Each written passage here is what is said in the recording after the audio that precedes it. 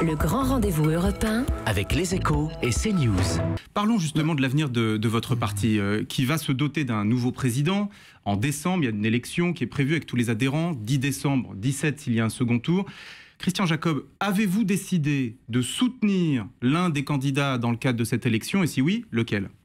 Oh oui, depuis longtemps. J'avais eu cette discussion avec Laurent Wauquiez au moment de la primaire. Et à partir du moment où il décidait de s'engager à être candidat, puisque c'est pas d'aujourd'hui qu'il a pris cette décision, je lui avais dit que je serais à ses côtés à ce moment.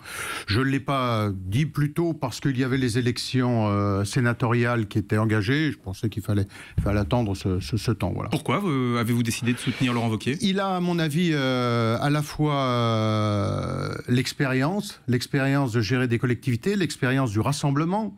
On le voit du rassemblement. Oui, du rassemblement. Quand on est réélu dans une ville de 20 000 habitants, ce qui a été le cas au Puy-en-Velay, à 70% au premier tour, croyez-moi, c'est qu'on est capable de rassembler. Être élu une fois, c'est une chose. Rassembler la famille de la droite. C'est un ancien maire qui vous le dit. Être élu une deuxième fois, c'est différent. Et près de 70% au premier tour dans une ville de 20 000 habitants, tout le monde ne le réussit pas.